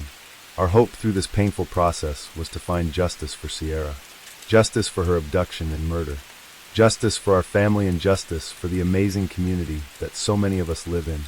I want to express to you how pleased we are that justice has been served today, and this murderer was found guilty on all counts. In a wrongful death lawsuit, Sheila was granted James' property, as well as $3.6 million. She said she knew she would probably never see a single cent of that, however his property was now hers, and this was far more important. She decided it needed to be torn down. I'm not going to lie, there is an emotional gratification in tearing down and burning something you loathe so much. We look forward to removing the darkness and opening it up and letting the light shine. And she said, she hopes the land can become something positive in Sierra's memory, rather than a reminder of what happened there. Police also continue to look at the surrounding area for anything else that could lead them to more information, and possibly more victims of James. December 2018 witnessed the unanimous passing of Sierra's law. Ohio Senate Bill 231. The law established a database which is accessible to both law enforcement and members of the public, and enables them to identify the presence of violent offenders in their neighborhoods. It also allows police to interview potential suspects within the first 24 to 48 hours after a person is reported missing. By 2021, more than 2,000 offenders were registered in the database. And a question that still remains to this day was, did James have any other victims as well as Robin and Sierra? Police believed yes, he did. They continued to look into his background, cold cases, and any claims made against him. Robin said, I don't think anybody like him can go 26 years without doing what he did, because you don't just do it and then suppress it and then do it again. For a logical, normal, sane person, that just doesn't make sense. I know his strength and anger. Authorities said you only had to look at his property to realize that place had been designed to kidnap, hold, and assault multiple women without anybody hearing to find them. As well as huge changes in the law, Sierra's hometown remembers her and celebrates her life with every year that passes. A memorial plaque and tree sits at Sierra's old school, Evergreen High School, and they now offer a scholarship in her name too. Justice for Sierra was set up by her family and is a non-profit organization which provides self-defense training courses for schools and educates the public on safety. Her boyfriend Josh also threw himself into campaigning and founded Keeping Our Girls Safe, which also gives classes and works with first responders. The community holds an annual 5K race in Sierra's name every year called Jogging for Jogging, and hundreds of riders will make the 40-mile drive for the Sierra Jogging Memorial Motorcycle Ride. The thought of what happened to Sierra and what she went through in her last moments is enough to make you feel as sick as it does sad. The pain is excruciating and the depth of emptiness we feel is unexplainable, Sierra's Aunt Tara said. However, I want him to know this. It may seem that he has broken us, but we as a family are stronger than he thinks, and because we were lucky enough to have had Sierra's love, we are unbreakable. Sheila said of her daughter, Sierra's life was worth far more than the 20 years she was able to live. She inspired people she did not know, and I can only wonder what great things she would have accomplished if she was still alive. But in her death, I know she's moving mountains. Story 5. 19-year-old Mia Marcano was born in Pembroke Pines, Florida, to parents Marlon and Emma, and she had a little brother, Marlon Jr., who she called Munchie. Her mother and father had separated when she was young, but they all remained close, and Mia and Marlon Jr. got on really well with their stepmom Giselle, too. Mia was described as ambitious and adventurous, a loyal and protective person, especially when it came to her brother. Her family said she had a great energy that people just gravitated towards. When it came time to finalizing her plans after high school, staying in Florida was a must. She loved her life there and decided on the University of Central Florida before moving and settling into Valencia College to pursue an associate degree in arts. She later wanted to train in either sports medicine or physiotherapy. The creative arts was always a big love for her, fashion and design as well, and she was a frequent fixture in the local carnivals. Again, the Sunshine State was a great place for all things festivals, fairs, food and fun, the perfect home for Mia. While studying, She was staying at the Arden Villas apartment complex, with the vast majority of people living there being fellow students. And when she managed to get a job at the complex too, helping to lease these apartments, it was a win-win, something she didn't have to travel for, and was easy to do around her studies. She was only an hour's flight away from her family, and would often jet back to catch up, never going long without seeing them. On the 24th of September, 2021, was set to grab a flight home for the weekend. But when she didn't send a text to say that she had arrived at the airport or was boarding her flight, alarm bells rang. It was such a natural thing for most people to do, and Mia was always in communication with her family. It was now hours later and long past the time she was due in, but she never got off the plane. When it got to around 9:30 on that Friday night, her family could no longer rationalize her not answering her phone. They reported it to the police and requested that a welfare check be carried out. Deputy Samir Paulino went over to Arden Villas, arriving at 10:02 p.m., but no one was there. He noted that nothing on the outside looked out of the ordinary, and nothing stood out to him as being wrong. He waited for her roommate and eventually got in. They knocked on Mia's bedroom, but there was still no answer, and when they tried to force the door, it was obvious it was locked from the inside. The deputy then checked through her window and saw a small bookcase against her door. He finally managed to open the window and get in. Her room painted a troubling picture. Everything was a mess and red stains covered the pillows. Her bedding was everywhere, and her luggage ready to go with her to the airport was sat by her desk. Her father Marlon had put his own locks on her windows for extra safety, but these had been broken off. Some of her jewelry was also broken. With no indication at all as to where she was, there was a lot to go over. Despite how concerning the inside of the apartment looked, Deputy Paulino discussed the case with his supervisor, Corporal Dale, but neither of them notified the Criminal Investigations Division. Paulino also left the scene to respond to other calls without informing anyone about the evidence of a potential crime he found inside the apartment.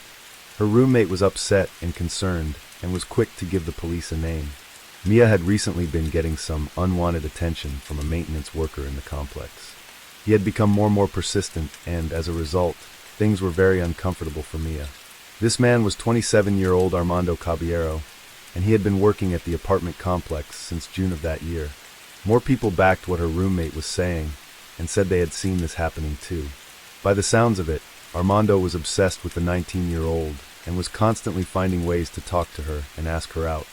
She had rejected him so many times, and was now bordering on being a bit scared about it all. He even sent her $700 via Cash App for, quote, being pretty. She sent the money straight back, but didn't really know what to do anymore other than try and ignore him. Other women at the complex had had their own issues with Armando, and the police were suddenly receiving a lot of the same information about him. Another woman living at the Sabao Club apartments later told investigators that he had written her a note asking her for a date back in March 2021. She wasn't sure, but had agreed to go anyway. But when he asked to hang out sooner, she said she couldn't, and he was not happy. After this, a weight was thrown at her window in the middle of the night. She said given the way he had been behaving, she felt sure it was him and called the police. They logged it and made some searches, but eventually the case was dropped and he was not charged. Just a couple of months later, Armando was working at Arden Villas. As Mia's family arrived at around 3 a.m. to help with the search, they pointed out several things to Deputy Paulino that they were worried weren't standing out to him. One of them was a yellow box cutter under the bed, and her childhood teddy bear which her family said she would take with her on every trip no matter how short it might be was there too. An hour later, at 4 a.m., a familiar face arrived in front of Mia's apartment with his roommate Armando himself. It was now close to 5 a.m. Armando was off work and had no reason to be turning up there. Mia's family had heard enough about him to know exactly who he was. The fact he was there with no need to be was very unsettling for them. Why was he inserting himself into this? Detectives asked him if he knew what was going on, and he replied that he was on the phone with a coworker, Tatiana, who had allegedly informed him that Mia was missing, which was why he was there. Mia's family knew there was more to this, especially given everything that they had heard from Mia, and they wanted answers. He denied all their allegations, however. He told the officers that he hadn't seen her around the complex before she went missing. It was hours beforehand, and he didn't have anything else to offer. That is your family. But until we figure out what's going on, just don't beat me up. You put yourself in the middle right here. You brought yourself over here. Because we're concerned. You're concerned? Why weren't you concerned hours ago? I just found out. We didn't think it was serious. I don't even know how to tell you. Somebody's missing, and you don't think it's serious. Maybe they're hanging out. They got this place right here. They go downtown. I don't know. Maybe her phone's off. I don't know what she did. She was supposed to show up for a flight and didn't show up. Detectives didn't feel they really had any reason to talk to him further, let alone arrest him. And with this, Armando left the complex. A background check showed he was a convicted felon, having been convicted in 2017 of aggravated assault with a deadly weapon. Back in 2013, he was arrested for using a destructive device resulting in property damage and discharging a weapon on school property. Polk County Sheriff's deputies were called to the campus of Warner University after a report of a bomb going off inside a dorm. The report said that Armando had admitted to using the improvised explosive as a prank on other residents in the dorm. Fortunately, no one was injured. The security guard that worked on the complex managed to lift fingerprints from Mia's window using tape, but Deputy Polino did not take them, saying that it wasn't a high-priority case, and that he could keep the tape. The same guard had also noticed a screwdriver and cell phone case in the back seat of Armando's car, but with no warrant, they couldn't open it and search. Orange County Sheriff John Mina said, "There is not enough there in that video, or happened that night to establish an arrest, or that this person has to be detained." A different deputy was soon notified about Mia's case, and went to the apartment at the request of her aunt. He was very troubled by what he was seeing and hearing, and notified a missing persons detective immediately, and a formal investigation was quickly launched. It was now September 25th, 8:47 a.m. Investigators got a call from Mia's family, saying they needed to head to Armando's apartment. Still bothered by him and convinced he knew more, they had started their own covert surveillance and had been watching him from their car. They saw him come outside with a glove, a backpack, and a pink blanket, a blanket they knew they recognized.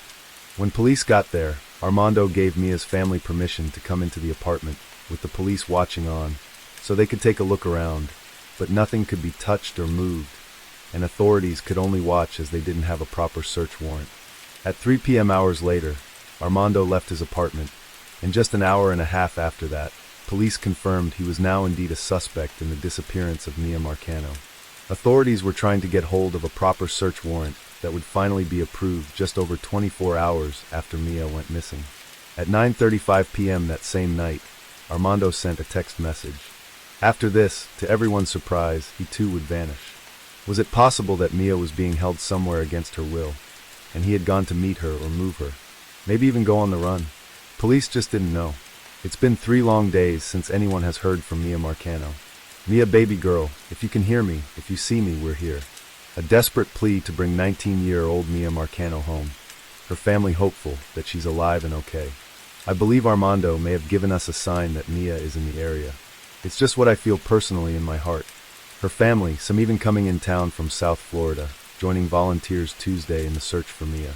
And her father, speaking with Local 10 today, says he's beyond worried. The relationship that we have is it's like we communicate hundreds of times in one day, and to not be able to hear from her or know where she is, it's like really breaking my heart right now. This is unusual for her. Very unusual, yes. Hundreds of volunteers were now joining in the search, and miles of area were being combed through. But there was still no trace of Mia anywhere. Analysis of Mia's unit showed that at 2:14 p.m., just 3 hours before she was last seen, a master key had buzzed into her unit. But this was not her key. This fob was linked to none other than Armando. More checks showed that he had access to her apartment again at 4:34 p.m. Mia then buzzed into her unit to grab her bag and dashed to the airport, a trip they knew she never made. This appeared to conclude that Armando was in Mia's apartment and waiting for her when she arrived home. And at 5:52 p.m., Armando's vehicle was picked up leaving Arden Villas. The final and eerie image of her walking into her apartment that afternoon was now deeply unsettling, given what police now knew she walked into. Her mom said she would scream at the picture, willing her to not go in and wishing that something could have distracted her or made her turn around. On September 27th, police had enough to arrest Armando on suspected burglary charges. They now knew there was more to this, but they just didn't have enough yet to make that charge. But before the arrest could take place, an unexpected call would be made, one that would shock everyone and change the course of everything. Okay, and is there a unit, or is that the unit number 525 where you found him? No, they're in the garage. It's a big one of our garages, but we just store paint in there. So yes, Ari. All right. He's beyond. I mean, he's deceased. Is that beyond any help? I believe so. Okay. All right. Okay. We'll have an officer over there in a few minutes. You said it was a male? Yes. Okay. See you shortly. Thank you. 27-year-old Armando Caballero had taken his own life. This was all unraveling very quickly, and with Armando now gone, there was a worry that they would never be able to find Mia or reach any kind of conclusion. This is new video of a man Mia Marcano's family believes is her maintenance man, carrying her stuff away the day after she went missing in 2 days before he turned up dead. Dave, this new video we just saw could be a big clue that they've been looking for. It definitely could be. Maybe more clues here inside Arden Villas, which has been the scene of the longest search here throughout the day by law enforcement. And that is still going on right now. The family is still hopeful that they'll find her following every potential lead. They have searched several locations, including wooded and swampy areas, and they're not giving up. Today's that day where we got up upset. There hasn't been much crying at this point. We're just ready to bring her home, but we need everyone's help. Just yesterday, Arden Villas Apartments manager sent out a memo talking about proactive measures to enhance their safety protocols, saying they've repositioned a guard to the front gate to document all residents and guests leaving the property. These women saying they haven't seen that yet. I think that the gate stays open for about 5 cars to go through. So even sometimes I don't. It doesn't even make sense for me to scan my key fob. I'm praying that she's coming home. I have a hope that she's still out there. Fox 35 News did not see a guard at the gate today, but there was a guard present during our live shots last night. The search had to continue mainly using Armando's phone data, and it was through this that they were able to start getting some answers. At 7:01 p.m., about 2 hours after Mia was last seen, Armando had logged a maintenance call, a call for Mia's unit, a call which was quickly determined to be totally fake and had not been requested by Mia or her roommates. At 7 to 11 p.m., just 10 minutes later, Armando contacted the apartment office staff and asked to be let in at the complex gates. And then 5 minutes later, Mia's own key fob was swiped at her unit, but no one entered. They could not say for sure that this was Armando, but they knew it definitely was not Mia. A short time then passed, and then at 7:40 p.m., Armando left the complex again in his car. More analysis of his phone showed that on the evening Mia went missing, he was near Timberskin, a place he used to live. On that day, he had stayed there for 20 minutes before leaving. There were a lot of abandoned homes and boarded-up buildings in the area, and residents said it always felt really unsafe and scary. If Armando used to live there, why did he need to go back? And for only 20 minutes? Part of his old apartment complex was now totally derelict, and there was a big wooded area surrounding it. The searches had been huge and covered miles and miles, but they now felt they had a place to focus on. They moved their search efforts over there, and the FBI were now involved too. Family and friends were still praying that she was alive somewhere. Although it wasn't looking good, they still had hope and were clinging on to everything they could. We understand and appreciate that there's been a tremendous amount of interest in this case, both here in Central Florida and beyond. So we're talking to you now to kind of balance the intense interest while also maintaining the integrity of this investigation. So we believe that the suspect that we had named Armando Caballero is responsible. We don't know all the circumstances involved. So at this time, we don't believe there is another person involved. But remember, I said these investigations constantly shift and change. So we're taking all this information in, and we would never ever rule that out. But he was the main person that we were focusing on. Saturday, October 2nd, 2021. After a week of searching, an awful discovery was made about 18 miles from Arden Villas, an abandoned part of Timberskin Apartments. They had found a body, 7-02. A community is in mourning after officials in Orlando say they may have found the body of 19-year-old Mia Marcano. Body was found in Orlando, an overgrown brush amongst trash at a partially abandoned housing development called Timberskin Apartments. Mia's suspected killer, Armando Caballero, lived there once. I do think that he was trying to throw authorities off the trail by going all over the place, by going up to New Smyrna Beach. Maybe in an effort to possibly get away with this before he took his own life. Her grandmother said she's found a little peace even with such devastating news. I have to say, I thank God for bringing her to me, because I said before, I wouldn't know what life would have been if I've never found her. Mia was found bound with black duct tape on her hands and feet, and her mouth was covered with tape too. She was wearing jeans, her bra and a robe. Her bag was located nearby, and inside it was the shirt she was last seen wearing and her ID. An autopsy would later confirm that she had died by homicide by undetermined means, but due to decomposition, they couldn't determine anything else. The report also noted no identifiable evidence of trauma and no evidence of sexual assault. And testing from where Armando's body was found would come back too, and it confirmed the presence of Mia's blood and hair. The same black duct tape that was found around Mia's body was also found in his car. They also determined that 2 marks on his finger were consistent with bite marks, and he had more marks on his body that showed he was involved with a struggle very recently. As quick as everything had happened, it had now suddenly all come to a painful end, but no one had any answers. What happened in her apartment that day will now never ever be known, and any chance of closure has been lost forever. Other residents of her apartment complex were horrified especially, as they had been logging safety concerns for ages. What happened to Mia was everyone's worst nightmare, and they all felt let down in a lot of ways.